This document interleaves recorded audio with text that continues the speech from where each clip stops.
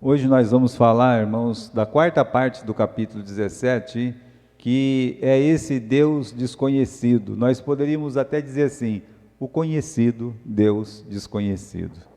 Porque na verdade as pessoas conhecem, pode ser visto pela criação, pode ser visto pelos seus atributos, mas ele é desconhecido das pessoas.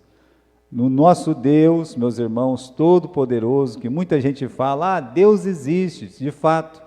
Os atenienses também falavam, esse Deus existe, nós nem conhecemos, mas ele existe. Paulo disse, é verdade, vocês adoram, vocês falam que vocês conhecem ele, mas ele é um Deus desconhecido no vosso coração. Então é sobre esse Deus que Paulo vai falar. Veja, irmãos, tudo começa aqui, no versículo 18, ele tem uma discussão com os filósofos, e há uma incompreensão, como eu disse, o mundo não conhece a Deus. O homem natural não pode conhecer as coisas do Espírito. E quando Jesus começou a falar, quando Paulo começou a falar de Jesus e da ressurreição, ou seja, o caminho é uma pessoa. Você quer ser feliz nessa vida? Não é assim que a filosofia fala? Olha, como é que a gente faz para ser feliz? Como é que a gente faz? Qual é o propósito da vida? Por que eu estou aqui? O que vai acontecer comigo? Então, a filosofia quer responder essas perguntas. Aí, a resposta é uma pessoa só, é Jesus.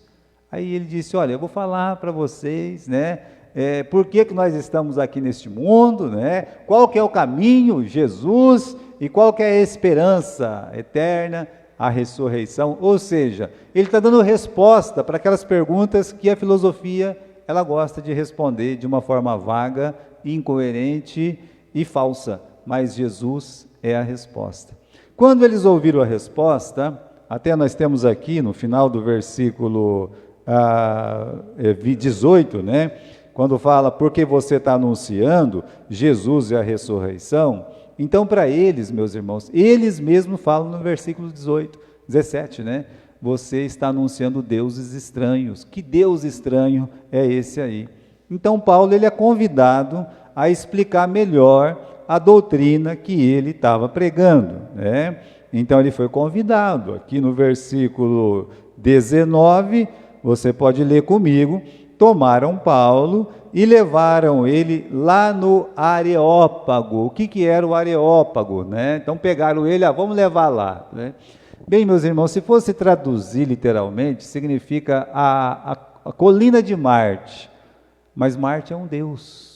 É a colina do deus Marte, a colina do deus da guerra, sabe? O Thor lá, o poderoso, Então, só que geograficamente era um lugar de reunião, não era, meus irmãos, assim, um lugar vazio, não, era um lugar onde se tinham reuniões, Também deve ser entendido como um concílio governamental de Atenas. Os judeus tinham algo como o sinédrio. Só que o sinédrio dos judeus era um local fechado. E provavelmente esse lugar lá em Atenas, como muitos lugares de Atenas, mesmo os templos deles, eram lugares abertos. Talvez assim, com uma cobertura em algum lugar, mas em geral, você já viu, eu creio que você já deve ter visto, aqueles templos gregos com aquelas colunas altas, Então, o Areópago era um lugar onde os juízes, se assim a gente pode falar, e eles não gostam de ser chamados de juízes, mas aonde os sábios, os eloquentes, sabe, os homens mais importantes de Atenas, porque era uma cidade independente, eles ficavam e ali eles decidiam o que era certo, o que era errado dentro da filosofia deles. Olha, isso vale, isso não vale, Vamos dizer que ali era um lugar do conhecimento. Então, é o lugar do conhecimento? É o lugar do conhecimento, Então, os reitores estão ali para decidir se aquele conhecimento é válido ou não. É a Academia Brasileira de Letras. Não, lá era a Academia Grega de Letras. Os grandes estavam lá para ouvir Paulo e para dizer, será que isso vale a pena?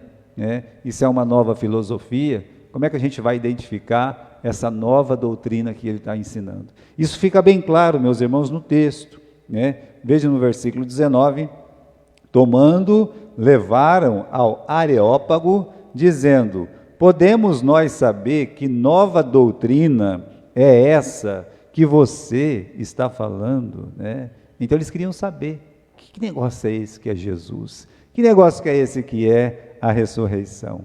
Agora veja, irmãos, que Deus estranho é esse aí? Né? Que Deus estranho. Quando é que falaram isso? Essa nossa história tem 2000 anos. Há 2000 anos atrás eles falaram assim, esse Deus é estranho, quando falou de Jesus.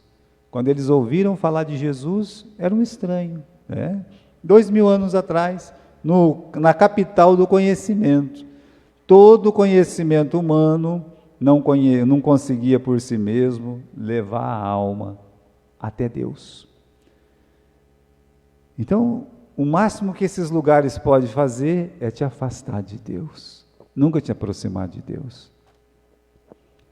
E a gente tem as nossas experiências também, né?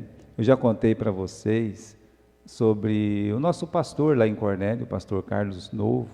Ele era um rapaz muito estudioso da Bíblia, e ele foi, né? Quando ele fez o concurso, naquele tempo não era concurso, um vestibular, ele fez 2 vestibulares. No primeiro ele passou em primeiro, no segundo ele passou em segundo.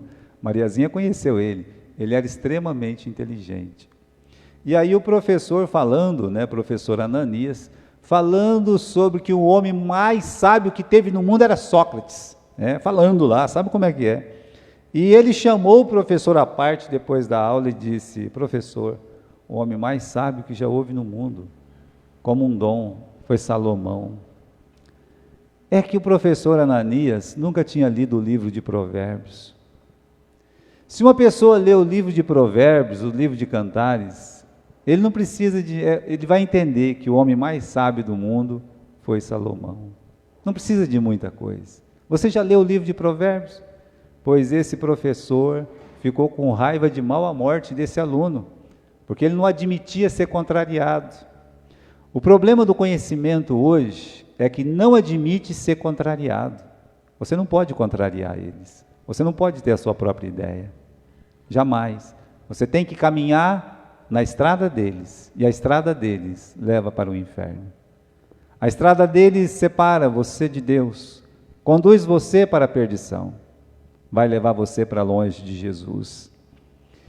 Imagine, meus irmãos, Jesus ele entrou na sinagoga, no capítulo 7 do livro de João, e no meio da festa, a Bíblia diz que Jesus ele subiu num lugar lá, ele disse assim: vinde a mim.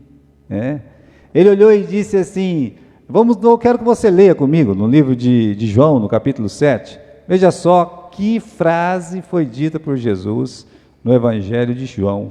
Então você vá comigo lá, João capítulo 7, e versículo 37. No último dia, o grande dia da festa, Jesus se colocou em pé e clamou dizendo: se alguém tem sede, venha até mim e beba. É o último dia. Era uma chance que eles tinham de vir até Jesus e beber daquela água. No versículo 38, quem crê em mim, como diz a Bíblia, rios de água viva fluirão do seu ventre.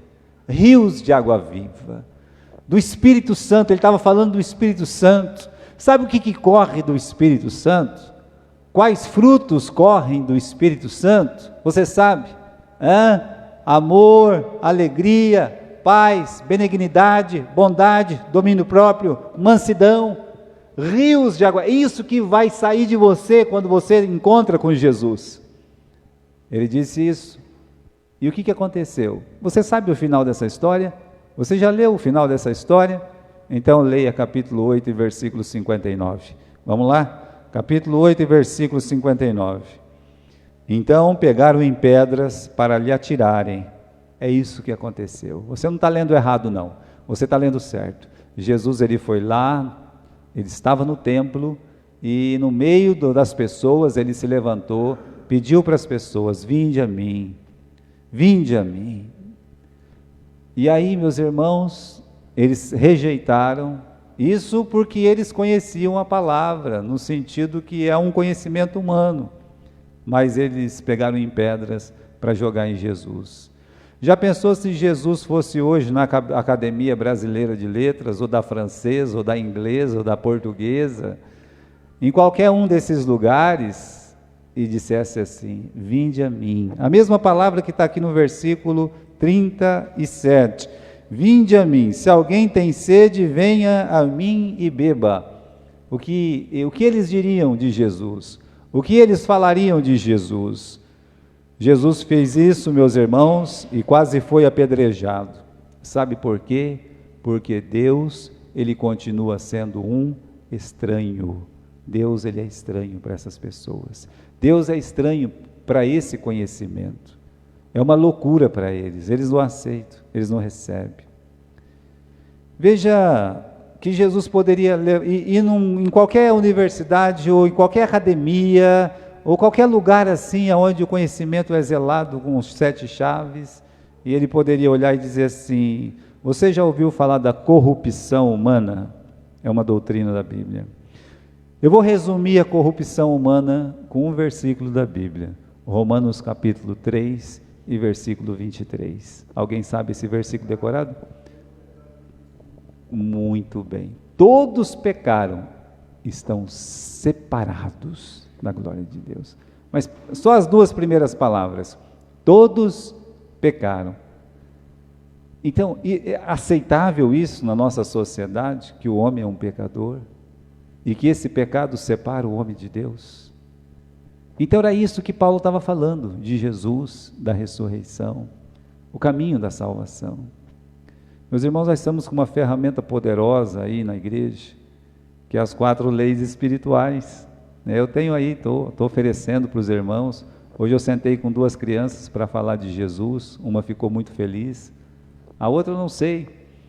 Mas aí, quando eu estava entrando aqui, a Ana Flávia veio contar para mim com alegria que uma das amigas dela ela falou de Jesus para essa amiga, e essa amiga até chorou, usando essa ferramenta simples. Sabe o que essa ferramenta fala? Que Deus nos ama, que o homem é pecador, e que nós temos a cura em Cristo Jesus. E que você tem que receber Jesus como seu Salvador. É só isso. Nós só temos que fazer isso. Você não tem que fazer nada. Quem vai produzir é o Espírito Santo. Você pode fazer isso em casa, você pode fazer isso na escola, você pode fazer isso em qualquer lugar. É uma ferramenta poderosa. Então, que Deus estranho é esse? Deus continua sendo um Deus estranho. Aí, irmãos, Paulo, ele vai fazer um discurso. Ele não faz uma mensagem, uma pregação. O método que ele usa é o discurso. O método que ele usa é justamente a prédica dos gregos. Porque quando ele ia falar com os judeus, ele não fazia um discurso, ele fazia uma mensagem. Há uma diferença. Tem uma diferença. Então, meus irmãos, quando ele ia pregar para os judeus, ele usava a Bíblia, discorria, conversava com eles. Se ele vai numa sinagoga, ele fala: olha, Jesus, ele é o Messias, porque os judeus esperavam o Messias. Jesus é esse que Deus está falando para Eva, vai pisar na cabeça da serpente. Jesus é esse profeta que Moisés falou que ia se levantar. Jesus, então ele podia provar nas Escrituras, ele podia fazer uma mensagem bíblica para os judeus, mas os gregos não conheciam a Bíblia. E agora? O que ele vai fazer? Então ele usa um método diferente, ele não usa textos proféticos, porque os gregos não conhecem os profetas. Nessa hora ele se faz grego para os gregos. O método que ele usa é o da prédica. Ele vai fazer um exórdio, que é uma introdução, ele vai fazer uma afirmação: olha, eu quero falar para vocês do Deus desconhecido. Ele vai provar que aquele Deus desconhecido é Jesus, e ele vai até fazer um apelo, ele vai fazer uma peroração, vai tentar mexer com os ânimos daquelas pessoas. Isso ele vai fazer. Então, irmãos, ele usa o próprio método grego, para ver que dá para pregar em qualquer lugar, para qualquer um. Então, o que ele faz na introdução? O método de discurso grego começa sempre com uma introdução, sabe? E na introdução, o pregador, no caso aqui o orador, ele tem que fazer um jeito de cativar os seus ouvintes, trazer os seus ouvintes para ele, Dá uma olhada aqui no capítulo 17, vamos voltar lá, porque Paulo, ele olha aqui no versículo 22, estando Paulo no meio do Areópago, ele disse: homens atenienses, em tudo eu vos vejo que sois muito religiosos. Sabe, quando você for na casa de uma pessoa, quando você for numa igreja, quando você for em qualquer lugar para falar do amor de Deus, seja um bom observador, preste atenção nas coisas que estão acontecendo ao seu redor, para você não ser insensível, para você não perder a pessoa logo de cara. Veja que o apóstolo Paulo, ele começa sendo muito gentil com seus ouvintes. Ele poderia olhar e dizer assim: homens atenienses, vejo que vocês são um bando de idólatras, eu vou ler para vocês Salmo 115. E aí lê o Salmo 115, fala dos ídolos, tem boca, mas não fala, tem olho, mas não vê, e começa a bater, sabe? Já entra, na verdade, ele já entra perdendo, porque as pessoas não gostam disso. Então você tem que cativar a pessoa. Olha o que o Paulo está nos ensinando aqui. Ele não faz isso só no capítulo 17. Ele vai fazer isso com a Agripa também. Lembra que ele fala: Agripa, vejo que por muito tempo é isso, né? Dá um elogio para o homem e coloca o homem lá em cima primeiro, né? Aí o homem fala: eu quero ouvir esse rapaz, né? Então você tem que ser cativante. Tem que cativar. Ele olha para eles, em vez de chamar eles de idólatra, ele muda de palavra, no versículo 22. Chama eles do quê? Idólatra? Não, do que ele está chamando? Religiosos. Aí, a pessoa todo contente. Você vai na casa de uma pessoa cheia de santo lá, cheia de ídolo. Aí você olha e pode falar assim: nossa, a senhora é idólatra, hein? A senhora, você vai perder essa pessoa. Mas você pode olhar para essa pessoa e dizer: você é religiosa, hein? Eu vejo que a senhora é religiosa, hein, vó? Né? Olha, aí ela vai ficar toda feliz, né? Vai ficar toda feliz. Geralmente você vai ver uma cruz lá. Aí você pode olhar para essa pessoa e dizer: vó, eu quero falar dessa cruz que a senhora tanto ama. Aí começa a falar de Jesus para a pessoa. Você tem que cativar essa pessoa. Você não pode chegar batendo, chutando. Ninguém quer isso. As pessoas não gostam disso. Essa gentileza tem um propósito: preparar o coração do ouvinte para a pessoa receber, né? A plateia se torna dócil, atenta, benevolente, sabe? Tem que ser assim. A pessoa tem que ganhar. Não pode perder, não é? Porque dependendo das coisas que você fala, você vai ofender. E você ofendendo, o coração da pessoa já se fecha. E Jesus não fazia isso. Mulher, você tem um copo d'água aí, olha que jeito mais inocente, né, de começar o evangelismo. Só pode me dar um copo d'água? Eu dar um copo d'água? Falou um monte de coisa para ele, né? Ele diz: mas se a senhora pedisse para mim, eu dava. Ele é tão gentil com aquela mulher. Ele sempre é gentil. Ele não deixou de ser gentil. Mas lá com os fariseus, aquilo ali, meus irmãos, não foi porque ele queria perder os fariseus, é porque era a última oportunidade de falar para eles o que eles precisavam ouvir. Mas ficou 3 anos e meio andando na casa dos fariseus e pregando para aqueles fariseus. Então, vamos continuar, tá? Então, narrações é aquela que o pastor chega e fala: hoje eu quero falar para vocês do amor de Deus.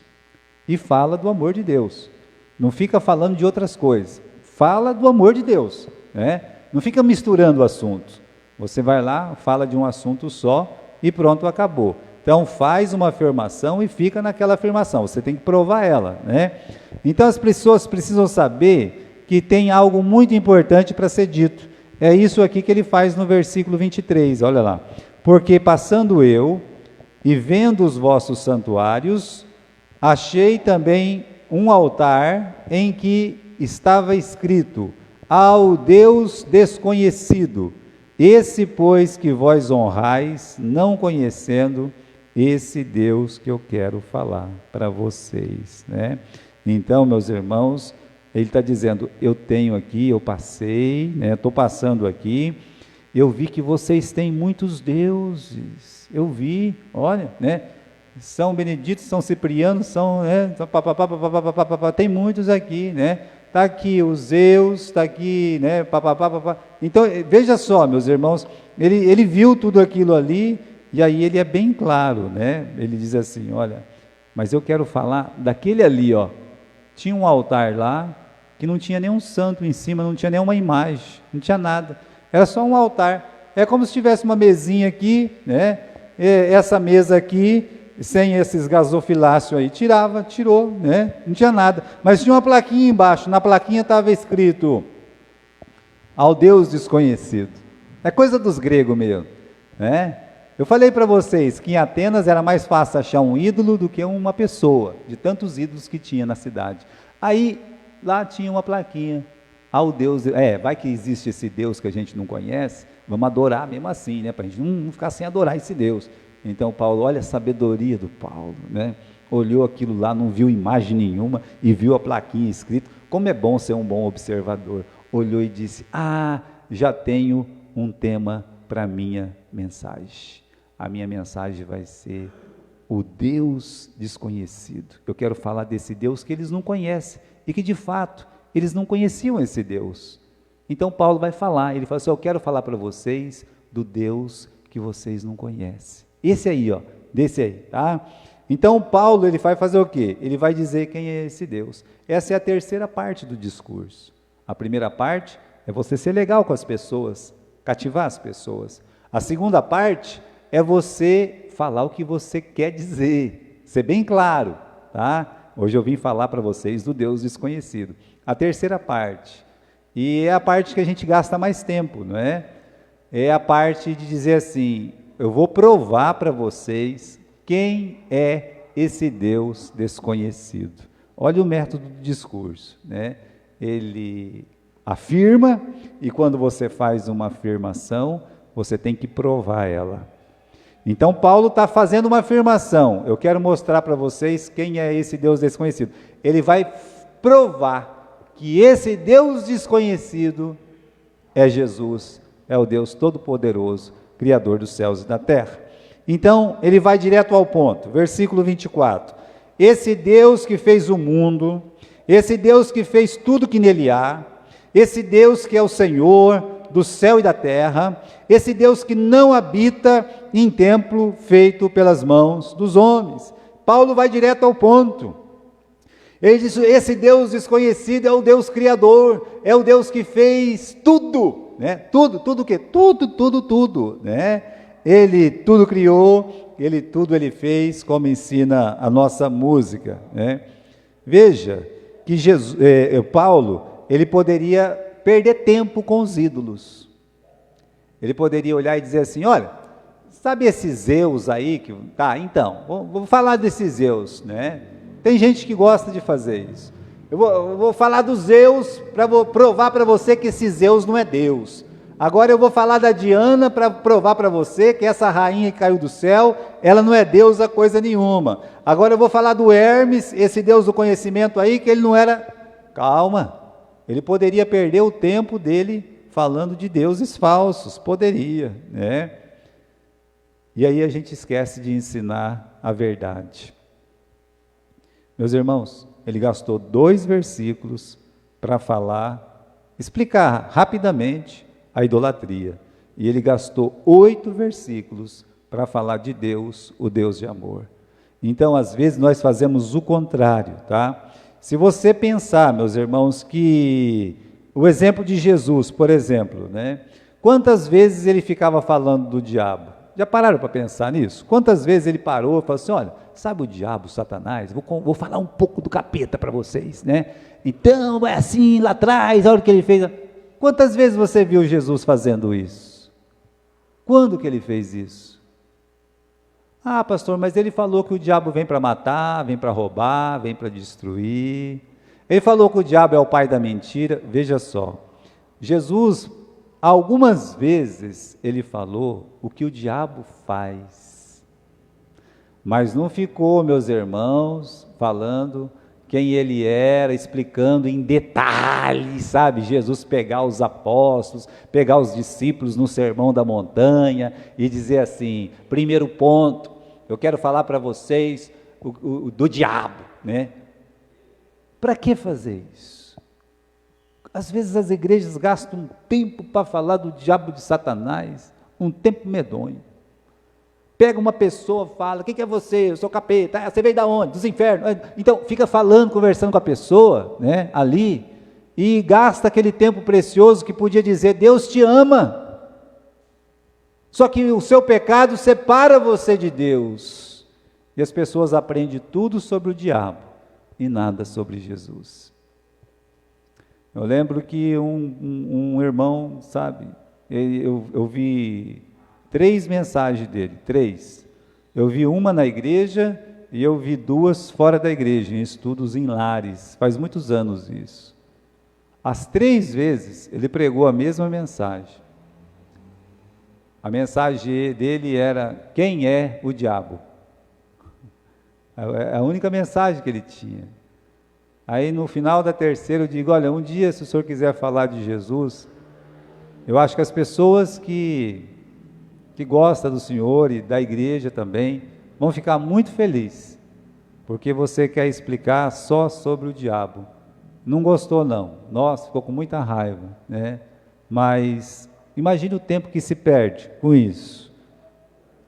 Ele poderia ficar falando de outros deuses, sabe? Mas ele preferia falar de Jesus. Agora, meus irmãos, Jesus, o tempo que ele tinha para gastar com as pessoas, primeiro, ele gostava de falar quem ele era, que ele era Deus, que ele veio do Pai, da intimidade, o amor que ele tinha com o Pai dele. Você vê muito isso no livro de João. Ele gostava de falar, meus irmãos, para as pessoas, a necessidade que eles tinham de se arrepender. Quando você lê o Sermão da Montanha, é um sermão que trabalha o coração de um homem ao arrependimento, ensinando essa pessoa como viver uma vida cristã de verdade, uma vida abundante. É o maior sermão que nós temos de Jesus, é o Sermão da Montanha. Vê lá quanto tempo que ele gasta. Então, não fica, olha, você vai evangelizar uma pessoa, não fica gastando tempo falando mal da religião da outra pessoa. Se é espírita, não fica querendo conhecer tudo sobre o espiritismo. Se é o adventismo, se é o sabatismo, se é... Não perca seu tempo, sabe por quê? Porque não vai adiantar. Eu saí de casa, comecei a fazer o seminário, eu fazia visita todo sábado, eu batia na porta, de uma na porta da outra. Eu tinha coragem de bater na porta e falava. Aí, o que aconteceu? Eu encontrei um TJ, né? Vocês sabem como é que é. E um testemunho de Jeová lá, e todo sábado me ocupava 1 hora, 1h30. Aí eu cheguei animado para falar com o pastor João, né? Falei, pastor, olha, agora eu estou evangelizando aquela pessoa e coisa e tal. Ele disse assim, quantas folhas você entregou hoje? Ele viu que eu voltei com um monte na mão. Eu nunca voltava com... Eu falei, mas não deu tempo, porque ele disse, naquele tempo eu prestava conta de quantas folhinhas eu entregava por dia. Ele disse, pois você está perdendo tempo com a pessoa errada. Você já falou de Jesus para ele? Já. Falei, então, vai para outra casa, meu filho. Olha quantas pessoas deixou de ouvir a palavra de Deus, de ser entregue uma folhinha, uma coisa assim. Nunca esqueci disso, jamais. Então, Paulo não ficou perdendo tempo não, ele foi direto ao ponto, foi falar desse Deus maravilhoso, tá? Aí, meus irmãos, como é que é esse Deus?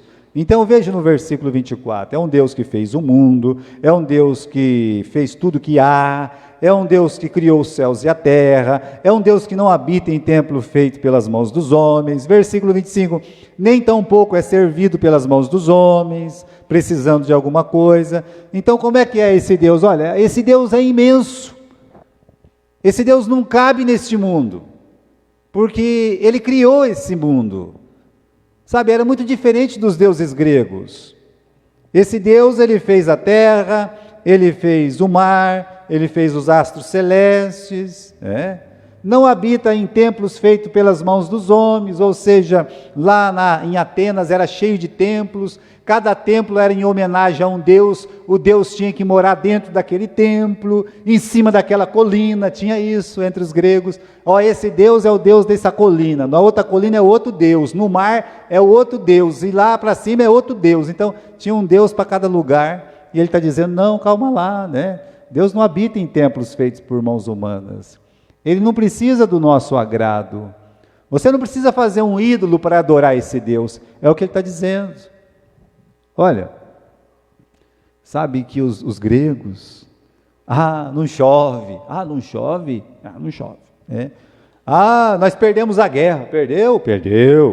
Lembra aquele caso lá no Velho Testamento? Que o rei de Amon estava perdendo a guerra. O que ele fez para agradar o Deus dele? Ele levou o filho dele e sacrificou em cima do muro, porque ele achava, Deus está bravo com a gente, então eu tenho que agradar ele. O Paulo está falando uma coisa muito importante para eles, até sem ofender, dizendo, olha, esse Deus não precisa de você pegar meio quilo de banana, né, levar um corpo humano e ir lá, não, esse Deus não precisa disso, tá? Esse Deus é um Deus diferente do de vocês, não precisa de nada porque ele é dono de tudo, né?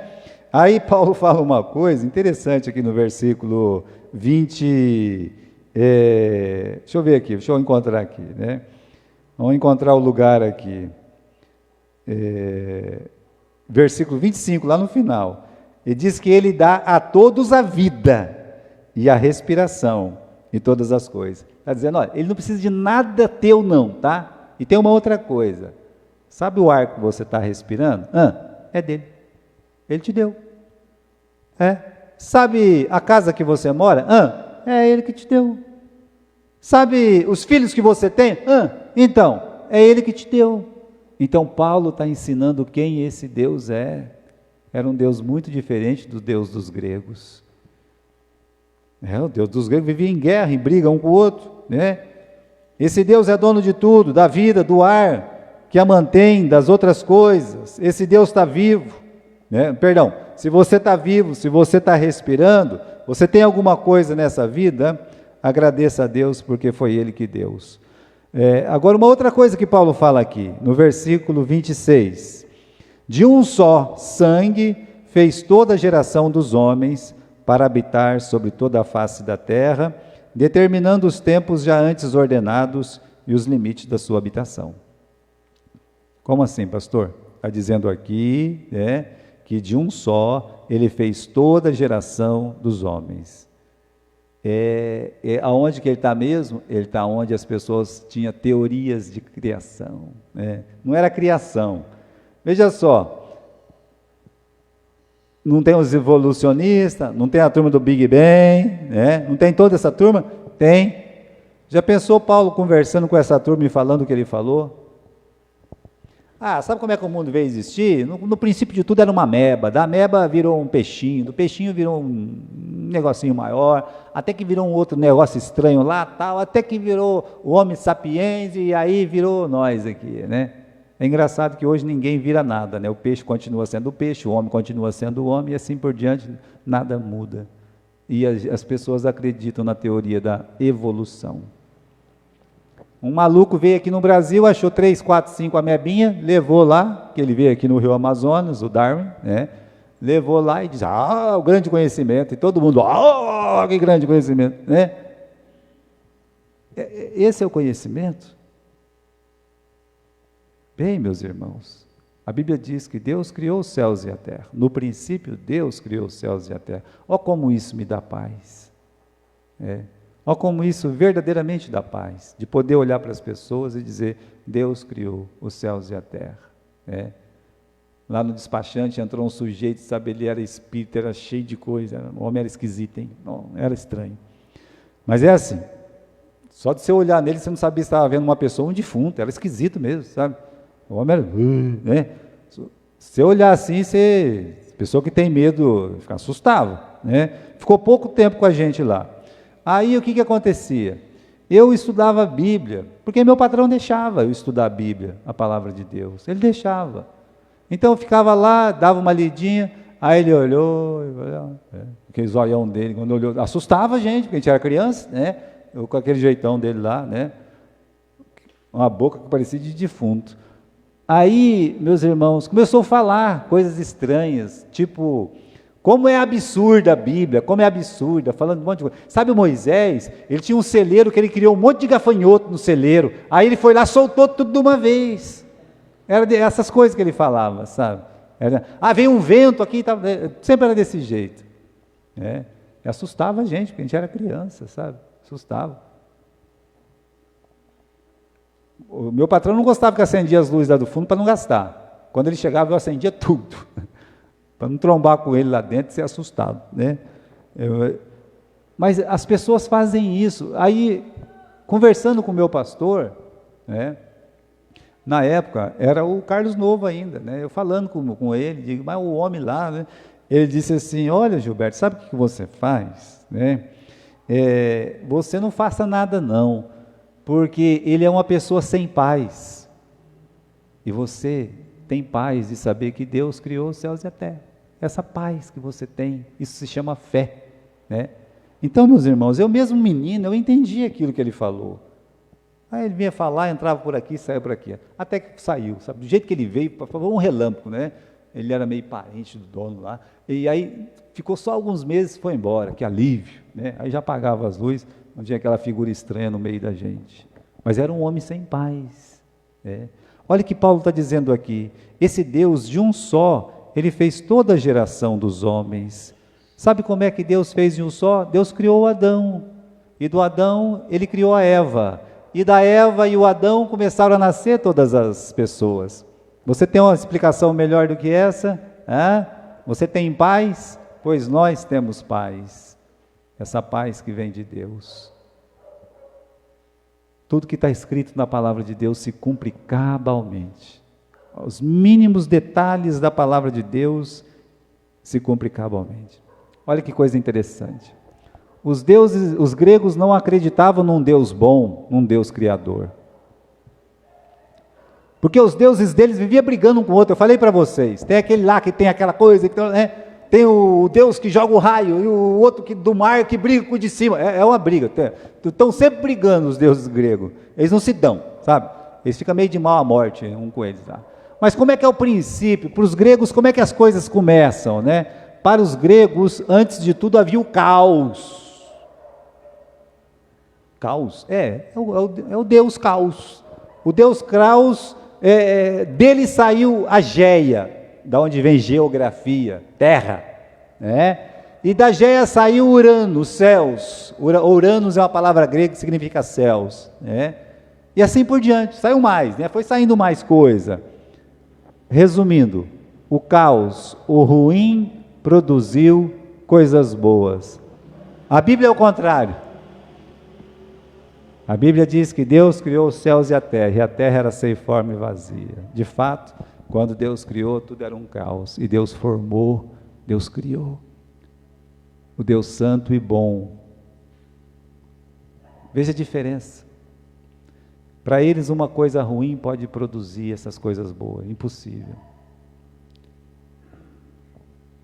E se Deus determinou os tempos e os limites da sua habitação. Tempo significa um mundo pré-diluviano, pós-diluviano, a plenitude dos tempos, que é a vinda de Jesus.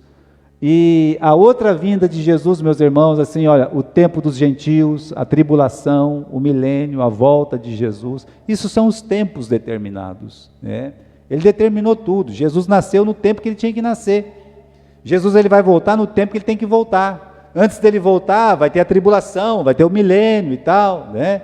Então, tem tudo aí, ele que determinou esses tempos. E os limites da habitação não significa necessariamente que deve viver no planeta Terra, porque tem os astronautas que estão lá na Lua, né? Estão perto lá. Mas que a nossa vida tem um limite, ou seja, vai ter um tempo que esse mundo, meus irmãos, vai ter que estar na presença de Deus para prestar conta para Deus. É isso que ele está falando. Deus decidiu desde o começo como tudo vai ser e vai acontecer como Deus disse. E tem uma coisa que ele falou também no versículo 29.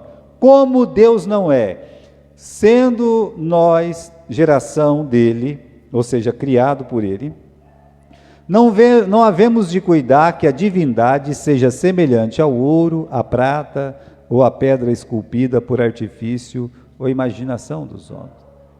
Aí sim, ele fala uma verdade que eles precisam ouvir. Ele fala assim, olha, se nós somos geração de Deus, criados por Deus, como é que a gente pode imaginar que Deus ele vai ser esculpido pelas nossas mãos? Como pode isso? Como pode uma imagem, um ídolo, um pedaço de pau, um pedaço de pedra, um pedaço de gesso, um pedaço de ouro, um pedaço de prata, um pedaço de madeira, como é que pode isso ser Deus? Veja, o profeta diz que o camarada vai lá, derruba uma árvore, faz os móveis da casa, depois faz um pouco de lenha para a fogueira, né? E depois ele faz o quê? Ele faz um Deus e diz, você me criou. Olha que absurdo. Sendo que Deus criou aquela árvore. Mas ele faz um pedaço de pau e diz, esse é o meu Deus que me criou. O outro pedaço de pau da mesma madeira, ele está sentado em cima, que é uma cadeira. E está esquentando o frio numa lenha que sobrou daquela madeira. Mas aquela outra madeira ele acha que é Deus. Nosso Deus desconhecido para o mundo, conhecido para nós. Então, meus irmãos, o que Deus quer desse homem? Paulo também fala, versículo 27, Paulo diz assim, esse Deus, então, meus irmãos, para que buscassem ao Senhor, se porventura tateando pudesse achar, ainda que Ele não está longe de cada um de nós. O que Deus quer do homem? Que é exatamente o que o Paulo está falando, que o buscasse. Ou seja, Deus quer ter um encontro com o homem. Para que o buscássemos. Jesus disse, quem procura, encontra. O profeta disse, buscai ao Senhor, enquanto se pode achar. E Jesus diz, vinde a mim, todos vocês que estão cansados e oprimidos. Então, irmãos, o que Deus quer do homem? Por que Deus criou o homem?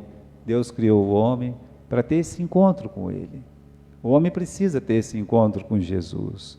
Como é que eu posso encontrar arrependimento e fé? É esse Deus, meus irmãos, que é encontrado em Cristo Jesus. Veja aqui no capítulo 17 ainda, versículo 30... Mas Deus, não tendo em conta os tempos de ignorância, anuncia agora a todos os homens, em todo lugar, que eles se arrependam. Como é que eu posso encontrar um chamado ao arrependimento, Então Jesus, ele chama, pode passar, mudar aqui, tem mais uma, um chamado ao arrependimento, está errado aí, eu vi que estava errado. Deus, ele está pronto para perdoar as pessoas, só que Deus quer que você compreenda que você é um pecador para você poder se arrepender. Como é que você vai se arrepender dos seus pecados se você acha que você não tem pecado? Se você acha que está com uma vida certa, correta, tal, então é por isso que Jesus disse, eu não vim buscar os justos, mas eu vim buscar os pecadores, Não vim buscar os sãos, mas os doentes.